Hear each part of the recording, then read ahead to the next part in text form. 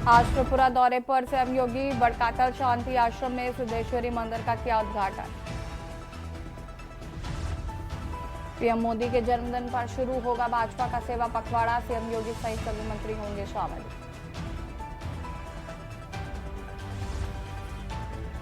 CM योगी का mission रोजगार जारी, यूपी अधीनस्थ जल्द शुरू करेगी सेवा चयन आयोग प्रक्रिया। प्रदेश में करीब 7,000 पदों पर होगी लेखपाल की भर्ती। यूपी सचिवालय पर चला योगी का हंटर, सचिवालय ने बायोमेट्रिक हाजिरी का डाटा निकलवाया। देर से आने वाले कर्मचारी 1 जुलाई से 15 सितंबर तक निकलवाया डाटा। लखनऊ के हरदोया बाजार में 6 सिलेंडर ब्लास्ट, 50 फीट ऊंची लिफ्टें, 2 किलोमीटर तक देखा धुआं। लगातार धमाके से दहशत, जूते की दुकान में बाद रखी। बहराइच में भेड़िए का आतंक जारी, आदमखोर ने छत पर सो रहे बच्चे की गर्दन दबोची, किया लहूलुहान। आप देख रहे हैं के न्यूज, खबरों का सारथी। नमस्कार, खबर उत्तर प्रदेश में आप सभी का स्वागत है। मैं हूं आपके साथ यशु शुक्ला। सोनभद्र से खबर आपको बता देते हैं, जहां पर लगातार बारिश से रेलवे ट्रैक पर भूस्खलन, मालगाड़ी का इंजन व एक बोगी पटरी से उतरी। घटना की जानकारी होते ही रेलवे महकमे में हड़कंप। सूचना पाकर मौके पर पहुंचे रेलवे कर्मी। लगातार बारिश से पहाड़ी दरकने से हुआ हादसा। घटना के बाद कई ट्रेनों का बदला गया रूट। कुछ ट्रेनें की जा सकती है निरस्त, कई यात्री गाड़ियों का आवागमन हुआ प्रभावित। मौके पर पहुंची रेलवे की टीम सुधार कार्य में जुटी। डीआरएम और रेलवे सुरक्षा के अधिकारी कर्मचारी मौजूद। सोनभद्र के चुर्क रेलवे स्टेशन के पास हुई घटना।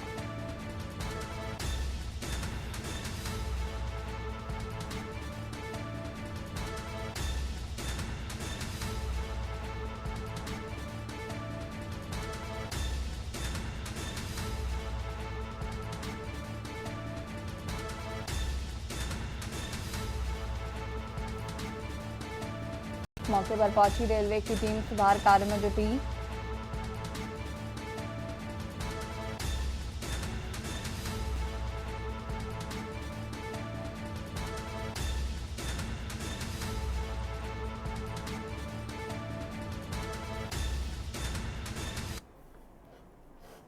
लखनऊ से खबर, जहां पर आगरा की युवती से लखनऊ में रेप की वारदात। राजकुमार नाम के युवक पर लगा है रेप का आरोप। सोशल मीडिया से युवती की राजकुमार से मुलाकात हुई थी। मार्कशीट हासिल करने का 15,000 में हुआ था सौदा। मार्कशीट लेने आई युवती का चौथी कार में हुआ रेप। राकेश राजकुमार नामक युवक पर रेप करने का आरोप। युवती के विरोध पर वीडियो बनाकर वायरल करने की धमकी। पुलिस रिपोर्ट दर्ज कर मामले की जांच पड़ताल में जुटी। पारा थाना क्षेत्र स्थित आगरा एक्सप्रेसवे पर हुई थी वारदात।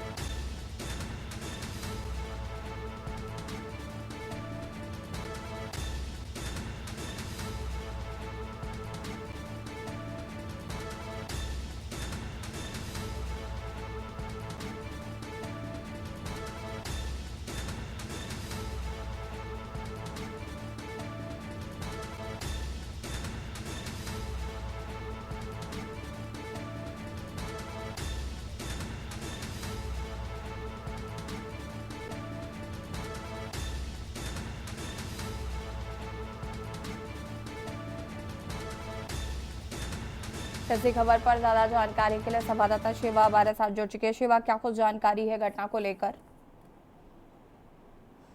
देखिए, लखनऊ के पारा इलाके में एक लड़की के साथ कार के अंदर दुष्कर्म की ये घटना सामने आई है और इस पूरे मामले में पारा कोतवाली में गंभीर धाराओं में 2 युवकों के खिलाफ युवती ने एफआईआर भी दर्ज कराई है।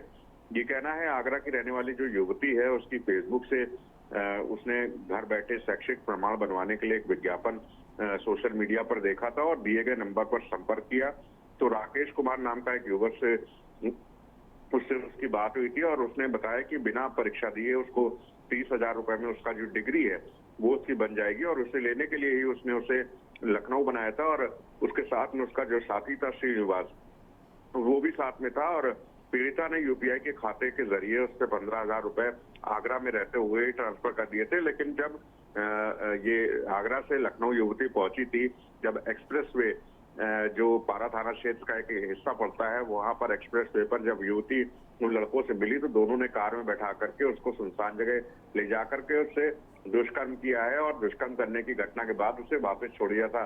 उस बाबत जब लड़की वापस आगरा गई तो उसने वहां पर शिकायत दर्ज कराने की कोशिश की, लेकिन आगरा पुलिस ने इस घटनाक्रम को लखनऊ बताते हुए उसे वापस लखनऊ भेज दिया और शनिवार को इस पूरे मामले में पारा में गंभीर धाराओं के अंतर्गत श्रीनिवास के ऊपर और जो एक अन्य युवक है राकेश कुमार, उन दोनों के खिलाफ गंभीर धाराओं में मुकदमा दर्ज किया गया और पुलिस इस मामले की तफ्तीश कर रही है। और पुलिस अधिकारियों का कहना है क्योंकि आज बहुत क्रिटिकल दिन है, सभी पुलिस के अधिकारी और पुलिस कर्मचारी जुलूस को सकुशल निपटाने में लगे हुए हैं।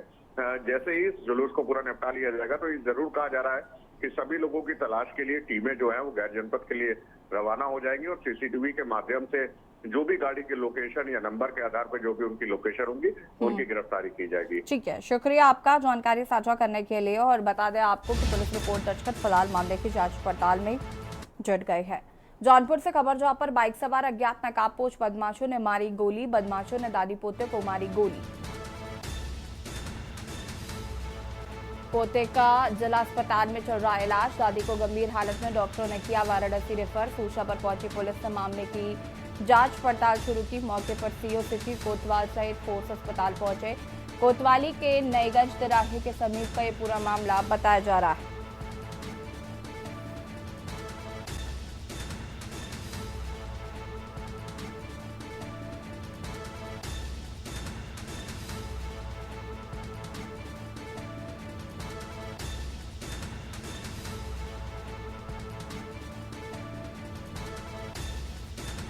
कोतवाली के नईगंज तिराहे के समीप का यह पूरा मामला बताया जा रहा है।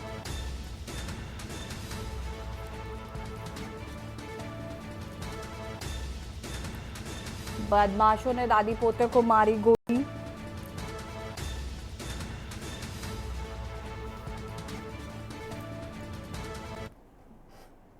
मेरठ से खबर जहां पर कांग्रेस सांसद इमरान मसूद का मेरठ पहुंचने पर विरोध, पार्टी की तरफ से पीड़ित परिवार की मदद न होने से नाराज।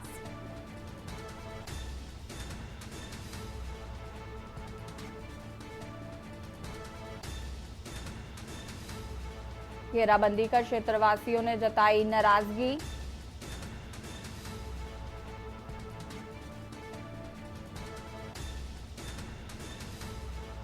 इमरान कार्यकर्ताओं के साथ गाड़ी में बैठकर निकले। 3 मंजिला मकान गिरने का मामला, मृतकों के परिजनों को सांत्वना देने पहुंचे थे सांसद। कुछ नहीं किया, सीएम आवाई लूटी है जनता की। जब उत्तर प्रदेश में जितना योगी जी ने इस केस में काम किया है, जिला प्रशासन ने साथ दिया है, उतना किसी पार्टी किसी नेता ने नहीं किया है। इमरान मसूद साहब आए हैं, कांग्रेस के बड़े नेता हैं, उत्तर प्रदेश के जीते हुए प्रतिनिधि हैं, मगर कोई भी घोषणा अभी तक करके नहीं गए हैं, ना पार्टी की तरफ से ना अपनी तरफ से।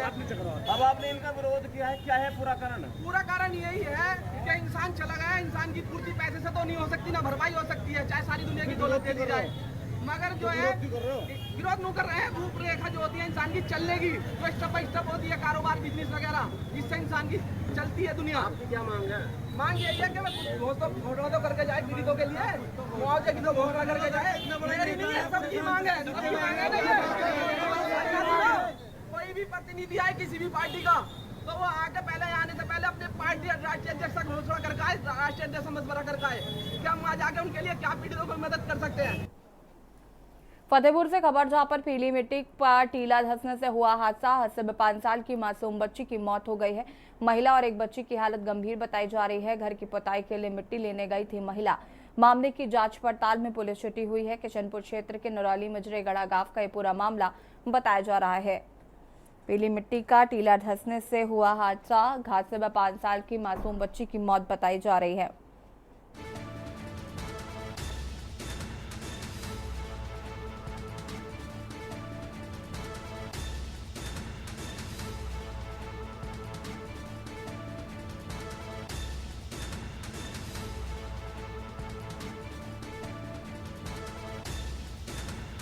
घर की पुताई के लिए मिट्टी लेने गई थी महिला।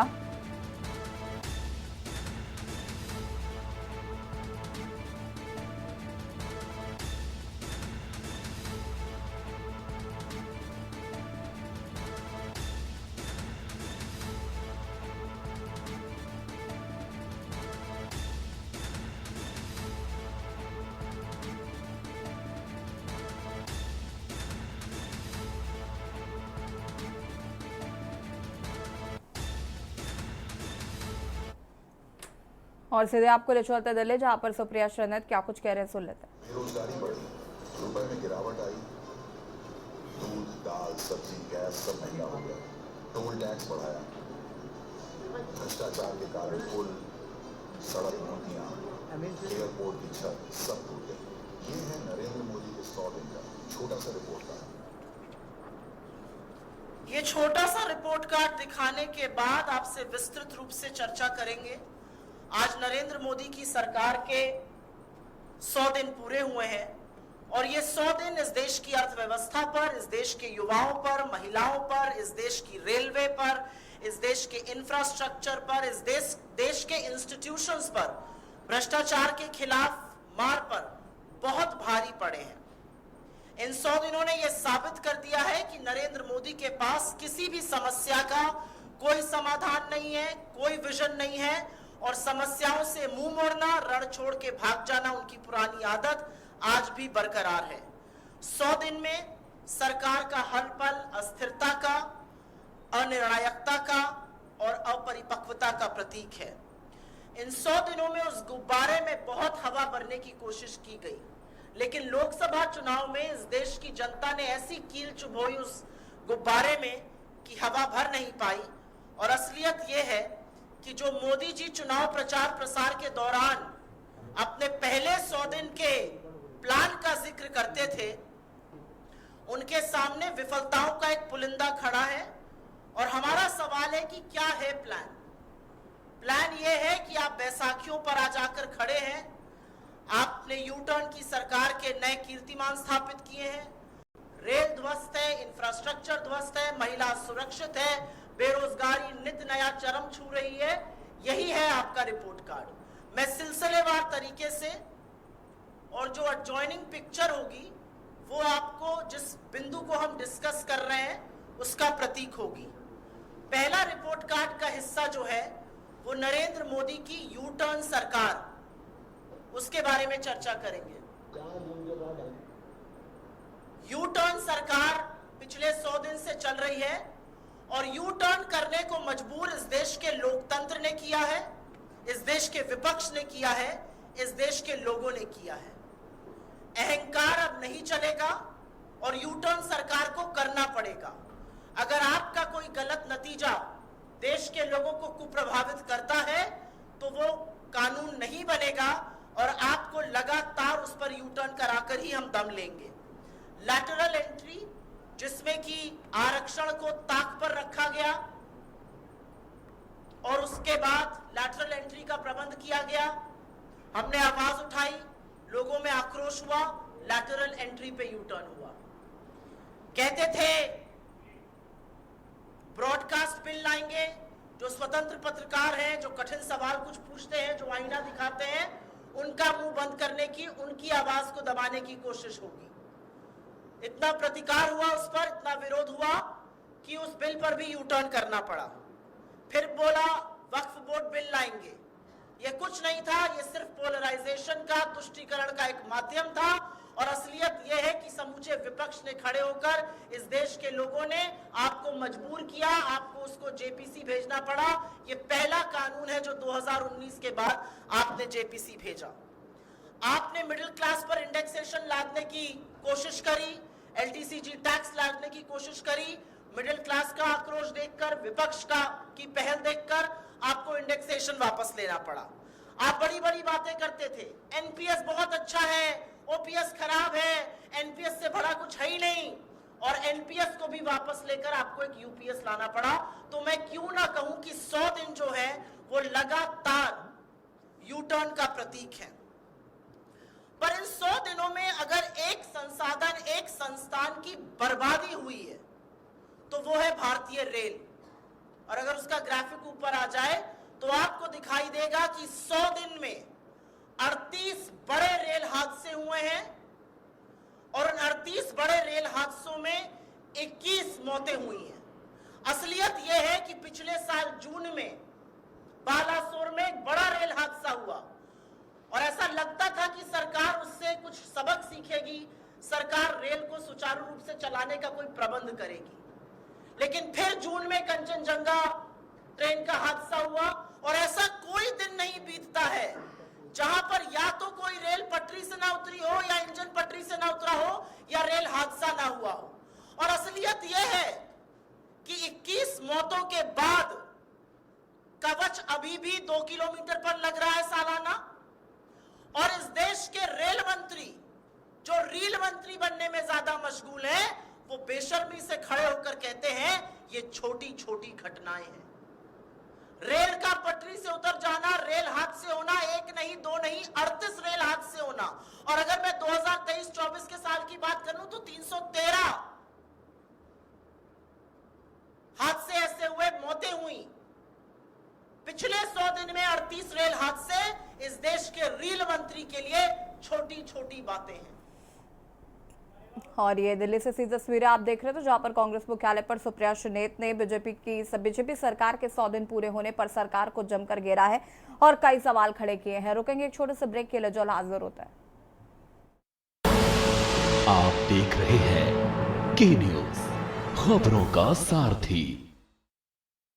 ब्रेक के बाद एक बार फिर से आप सभी का स्वागत है। चंदौली जनपद के बलुआ थाना क्षेत्र के लक्ष्मणगढ़ गांव में बीती रात जंगली जानवर का झुंड गांव में घुसकर लगभग 7 लोगों को घायल कर दिया, जिसके बाद ग्रामीणों में कोहराम मच गया और हल्ला गुल्ला सुनकर आसपास के ग्रामीण जंगली जानवर के झुंड को मारने के लिए दौड़ा लिए। ग्रामीणों ने एक जानवर को मारकर मौत के घाट उतार दिया। सूचना के बाद बलुआ थाना अध्यक्ष भी पुलिस फोर्स के साथ घटनास्थल पर पहुंचकर जंगली जानवर को खोजने में जुट गए, जिसको मारकर मौत के घाट उतार दिया गया।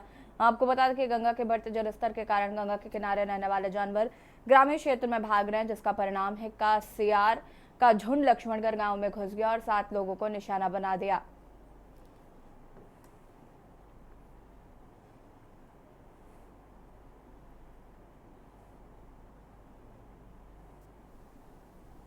बीती रात्रि में 8:30 बजे करीब सूचना प्राप्त हुई कि बलुआ थाना क्षेत्र के ग्राम लक्ष्मणगढ़ में कुछ लोगों को किसी जंगली जीव ने घायल कर दिया है।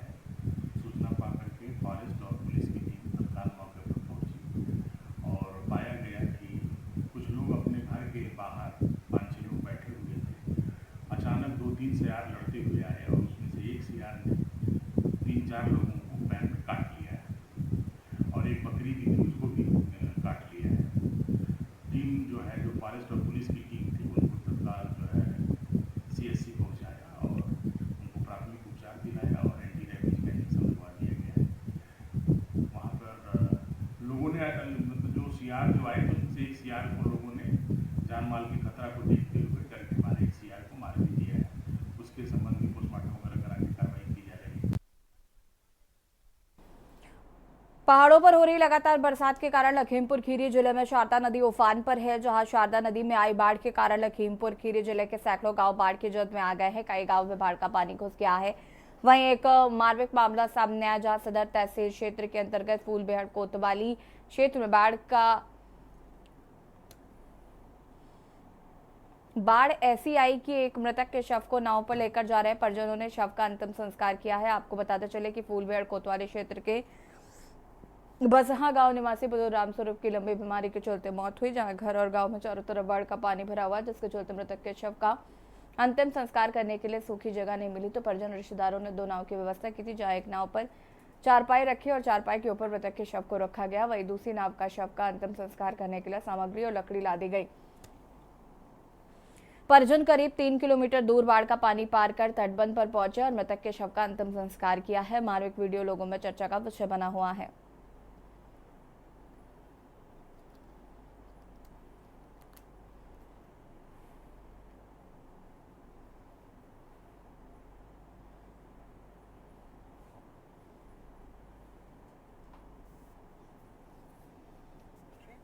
चंदौली जनपद के पंडित दीनदयाल उपाध्याय नगर जंक्शन पर देर शाम को पहुंची देवघर से वाराणसी की बाबा विश्वनाथ को जोड़ने वाली वंदे भारत ट्रेन का भव्य स्वागत किया गया। ट्रेन के स्वागत के लिए स्टेशन पर एक भव्य कार्यक्रम आयोजित किया गया था, जिसमें जनपद के निवासी 2 राज्यसभा की सांसद श्रीमती दर्शन सिंह व श्रीमती साधना सिंह के साथ भाजपा के भदोही के सांसद विनोद बिंद तथा चंदौली के समाजवादी पार्टी के सांसद वीरेंद्र सिंह ने हरी झंडे दिखाकर ट्रेन को रवाना किया।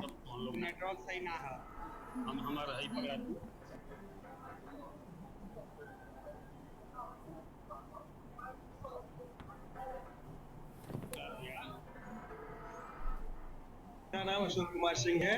मैं लोको पायलट मिल हेडक्वार्टर बनारस का। अशोक जी, आज बैजनाथ धाम से ये ट्रेन को लेके आ रहे हैं। जी। कैसा महसूस कर रहे हैं? महसूस तो बहुत बढ़िया कर रहे हैं। बहुत ही अच्छी ट्रेन है। इसका परिचालन बहुत ही अति सुंदर है। खुली एसी गाड़ी है। बहुत इसकी स्पीड की मेंटेनेंस भी बहुत अच्छी है। मैं इसके लिए सबसे पहले तो इस पूरे जनपद की ओर से, पूरे प्रदेश की ओर से माननीय प्रधानमंत्री जी को बहुत बहुत बधाई और बहुत बहुत धन्यवाद देना चाहती हूँ कि जिस तरह से उन्होंने सांस्कृतिक राष्ट्रवाद को मजबूत करने का काम किया है, क्योंकि 2 ज्योतिर्लिंगों के बीच की ये ट्रेन बनारस से बाबा विश्वनाथ की धरती से बाबा बैजनाथ धाम ये वंदे भारत ट्रेन जाने वाली है।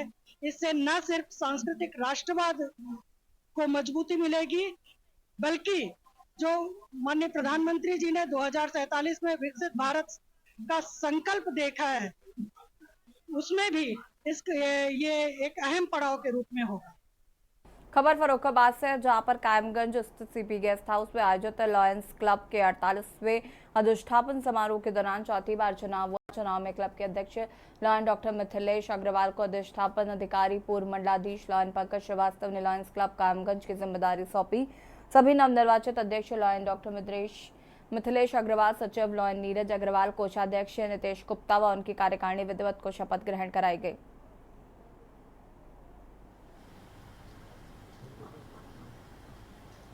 अपने शहर से बाहर निकलते हैं, अपने घर से बाहर निकलते हैं, आप देखते हैं जगह जगह बाजारों में मूर्तियां बिक रही हैं, लेकिन लोग उन मूर्तियों को प्रणाम नहीं करते हैं। सभी युवा साथियों, लायंस क्लब कायमगंज का जो आज 48वां अधिष्ठापन समारोह हुआ है, तो इसके बारे में मैं आपको ये बताऊंगा। ये अधिष्ठापन समारोह जो हमारी आने वाली टीम होती है उसको अधिष्ठापित किया जाता है, जिसके हमारे अध्यक्ष MJF lion doctor Mithilesh Agrawal ji हैं ये, और इनकी पूरी टीम है। तो आज इनका इंस्टॉलेशन हुआ, इनको बहुत बहुत बधाई और धन्यवाद। एक चीज़ मैं लॉयंस क्लब कायमगंज के बारे में कहना चाहूँगा कि लॉयंस क्लब कायमगंज इतना सुंदर कार्य करती है। सवेरे इन्होंने हमको अपना जो एक हॉस्पिटल जो ये संचालित कर रहे हैं वो दिखाया, प्लस अपना एक स्कूल दिखाया जिसमें हमारे MJF lion doctor Mithilesh Agrawal ji जो प्रेसिडेंट हैं इनका, और जो उनके हस्बैंड हैं जो लॉयन सत्यप्रकाश अग्रवाल जी हैं, वो एक बहुत ही सरल, शौक और सहज इंसान है। मैं सिर्फ उनके साथ 2 मिनट बैठा और उनके जब विचार जाने, बहुत ही एक महान व्यक्ति है। ये दोनों बहुत अच्छा कार्य लायंस क्लब। और खबर उत्तर प्रदेश में फिलहाल इतना ही। देखते रहिए न्यूज़ इंडिया। नमस्कार। इस कार्यक्रम के प्रायोजक हैं double engine detergent powder and cake, रिश्तों में लाए डबल चमक।